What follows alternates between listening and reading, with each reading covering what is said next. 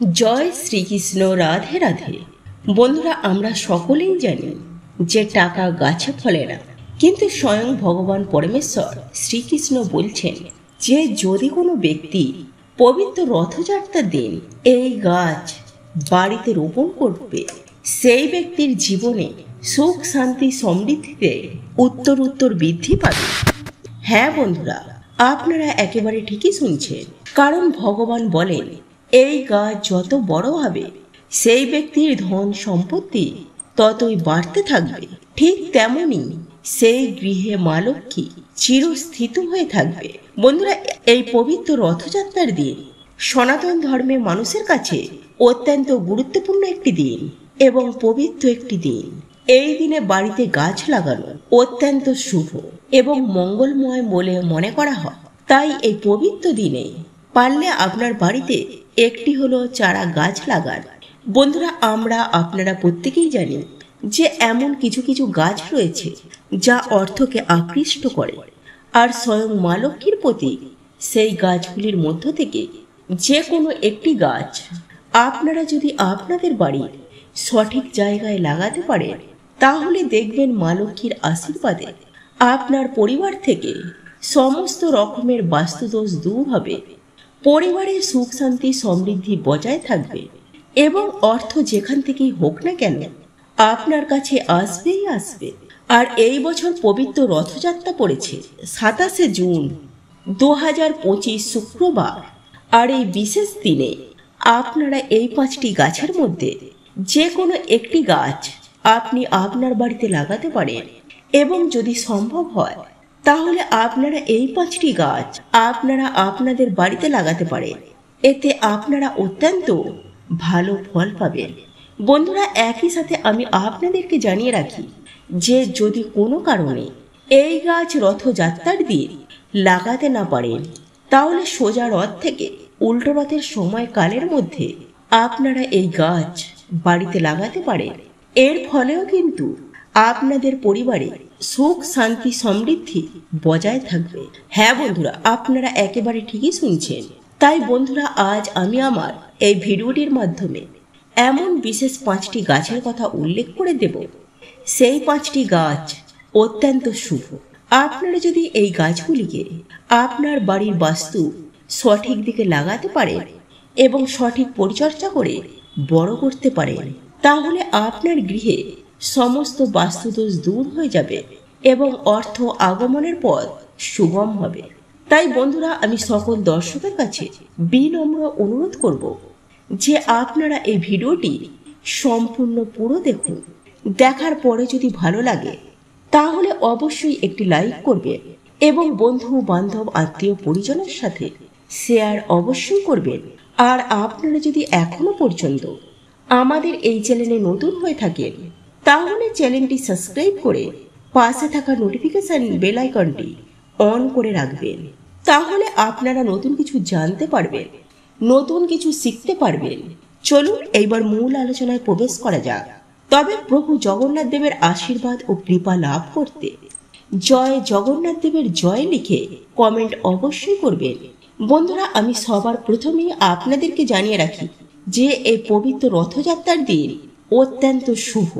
এই দিনে এমন কিছু কিছু কাজ আছে, তা যদি কেউ মেনে চলতে পারে তাকে আর পেছন ফিরে কখনো তাকাতে হবে না, কারণ প্রভু শ্রী জগন্নাথ দেবের আশীর্বাদ, মা লক্ষ্মীর আশীর্বাদ সেই ব্যক্তির সঙ্গে সাথে থাকবে।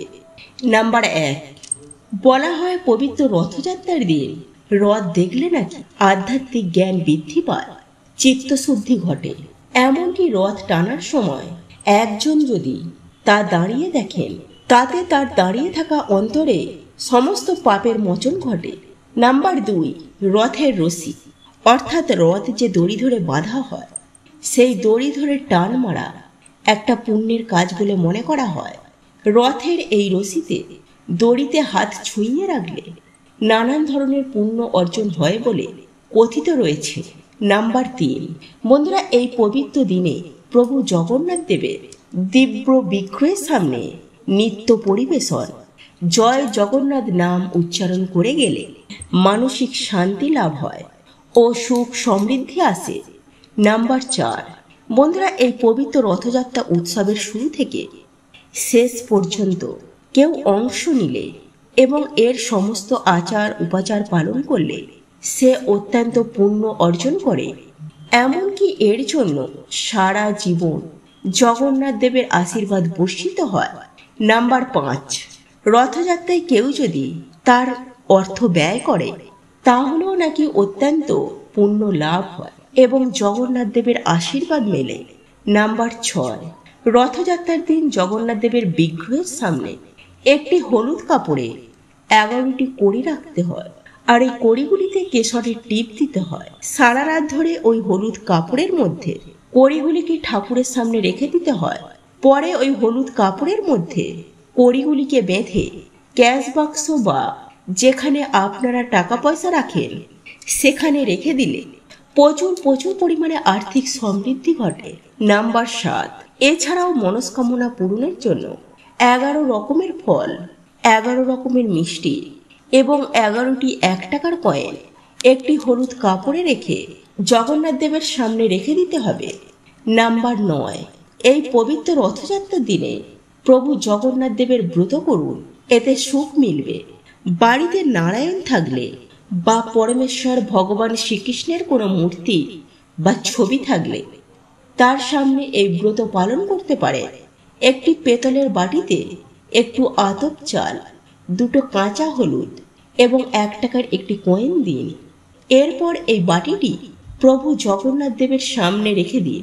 উল্টো রথের শেষ লগ্নে এই বাটিটি তুলে নিন এবং বাটিতে থাকা সমস্ত ভুজ্জি কোনো মন্দিরে বা কোনো ভিক্ষুককে দান করলে আপনার যে কোনো মনস্কামনা তা পূর্ণ হয়ে যাবে।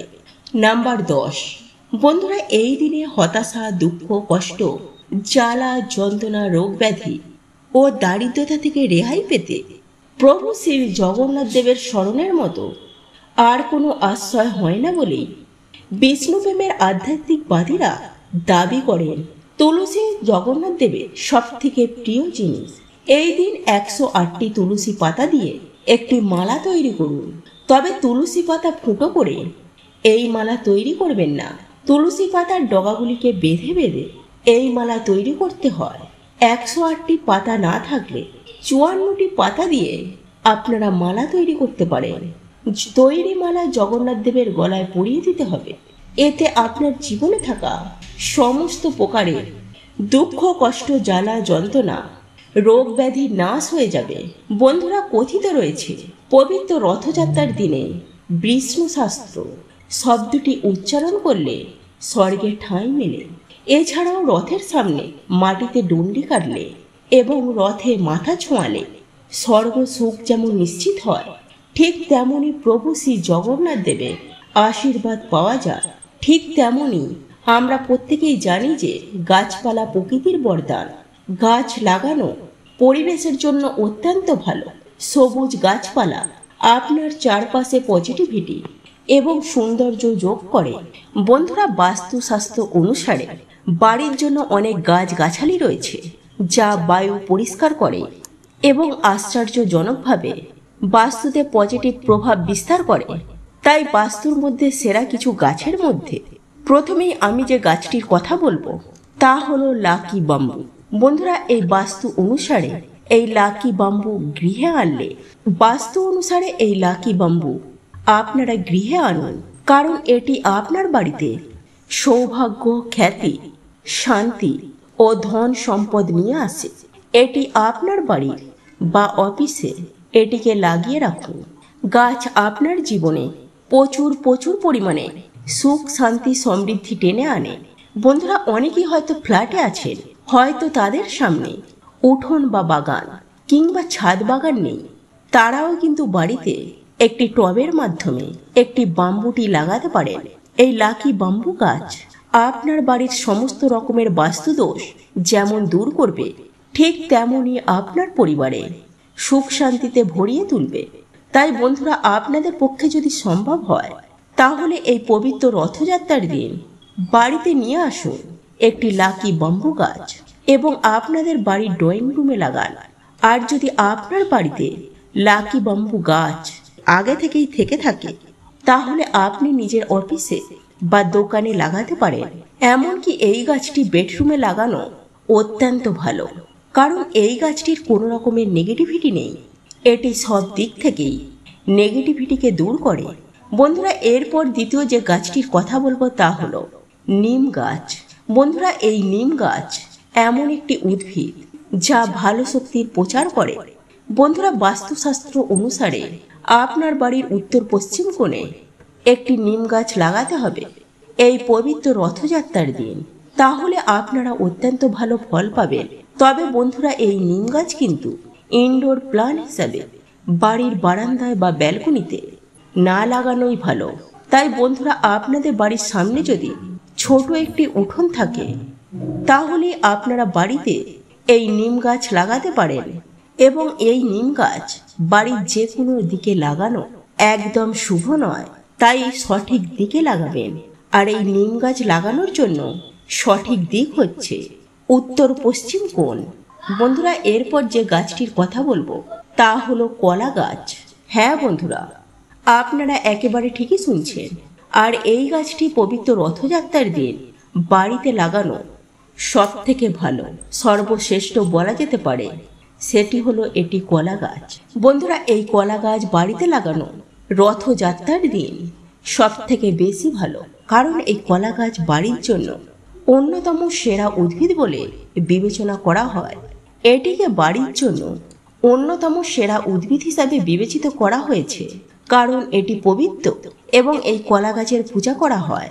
কারণ শাস্ত্র অনুসারে কলা গাছটি বাড়ির বাস্তুর জন্য সেরা, কারণ এই কলা গাছকে ভগবান বিষ্ণুর প্রতীক হিসাবে মনে করা হয়। বন্ধুরা, বৃহস্পতিবার ভগবান বিষ্ণুর দিন হিসাবে বিবেচিত করা হয়। আর বৃহস্পতিবার দিন অনেক জায়গাতেই ভগবান বিষ্ণুর সাথে সাথে কলা গাছেরও পুজো করা হয়। বন্ধুরা, এই কলা গাছ আপনার বাড়ির উত্তর পূর্ব দিকে বা উত্তর পূর্ব কোণায় রাখতে হবে। এছাড়াও বন্ধুরা, এই কলা গাছ রাখতে চাইলে আপনারা বাড়ির সামনের দিকেও রাখতে পারেন। বন্ধুরা, অনেকেই এই কলা গাছের পুজো আরাধনা করে থাকেন, সেই কারণে এই কলা গাছকে আপনারা তুলসী গাছের পাশেও রাখতে পারেন এবং নিত্য পুজো আরাধনা করতে পারেন। বন্ধুরা, এরপর চতুর্থ যে গাছটির কথা বলবো তা হলো নারিকেল গাছ।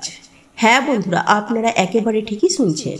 বন্ধুরা, বাস্তুশাস্ত্র অনুসারে বাড়ির বাগানে এই নারকেল গাছটি লাগালে বাড়িতে লক্ষ্মী স্থিতিশীলতা হবে এবং আপনাদের আয় উন্নতি বৃদ্ধি পাবে। এছাড়াও নেতিবাচকতা দূর করতে বাগানের দক্ষিণ বা পশ্চিম দিকে নারকেল গাছ লাগানোর জন্য সর্বোত্তম।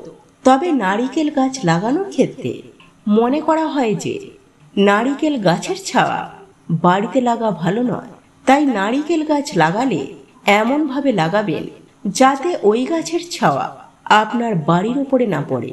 বিশেষ করে এই গাছটি বাড়ির পশ্চিম দিকে লাগাতে পারেন। এছাড়াও আপনারা দক্ষিণ দিকেও এই নারিকেল গাছ লাগাতে পারেন। তবে যারা ফ্ল্যাটে থাকেন তাদের পক্ষে এই গাছ লাগানো সম্ভব নয়। বন্ধুরা, এরপর পঞ্চম যে গাছটির কথা বলবো তা হলো নীল অপরাজিতা ফুলের গাছ। বন্ধুরা, এই নীল অপরাজিতা ফুলের গাছ বাড়িতে থাকা অত্যন্ত শুভ। এই গাছটি যত দ্রুত বাড়বে তত দ্রুতই আপনার ঘরে টাকা আসবে। বন্ধুরা, এই গাছ বাড়িতে লাগানোর সময় মনে রাখবেন, এই গাছ বাড়ির জন্য অত্যন্ত ভালো। এই গাছ অত্যন্ত ফলপ্রদ গাছ, ঘরে অর্থকে আকৃষ্ট করে, সেই সঙ্গে মা লক্ষ্মীকে ঘরে স্থিত করে, ঘরের বাতাবরণকে শুদ্ধ করে এবং সর্বোপরি বাড়ির পরিবেশকে ভালো রাখে।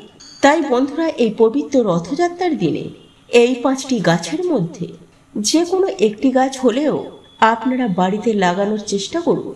দেখবেন মা লক্ষ্মীর কৃপায়, প্রভু শ্রী জগন্নাথ দেবের আশীর্বাদ ও কৃপায় আপনাদের জীবনে সুখ শান্তি সমৃদ্ধি আসবে এবং আপনার বাড়ির বাস্তুদোষ দূর হবে। তো এই ছিল আমাদের আজকের ভিডিওটি কেমন লাগলো তা কমেন্ট করে অবশ্যই নিজের মতামত জানাবেন। ভালো লেগে থাকলে অবশ্যই একটি লাইক করবেন। কমেন্টে ভক্তি, ভালোবাসা ও শ্রদ্ধার সহিত জয় মা লক্ষ্মী দেবীর জয় বা জয় শ্রীকৃষ্ণ রাধে রাধে একটি বারের জন্য হলেও লিখে যাবার জন্য অনুরোধ জানাচ্ছি। আর আপনি যদি আমাদের চ্যানেলে নতুন দর্শক হয়ে থাকে তো বিশেষভাবে অনুরোধ করব চ্যানেলটি অবশ্যই সাবস্ক্রাইব করে পাশে থাকা নোটিফিকেশন বেল আইকনটি অন করে রাখবেন। তাহলে সকলে সুস্থ থাকুন, ভালো থাকুন, পরম করুণাময় ঈশ্বরের অশেষ কৃপায়। তো আবারও কথা হবে আপনাদের সাথে নতুন কোনো ভিডিওর বিষয় নিয়ে।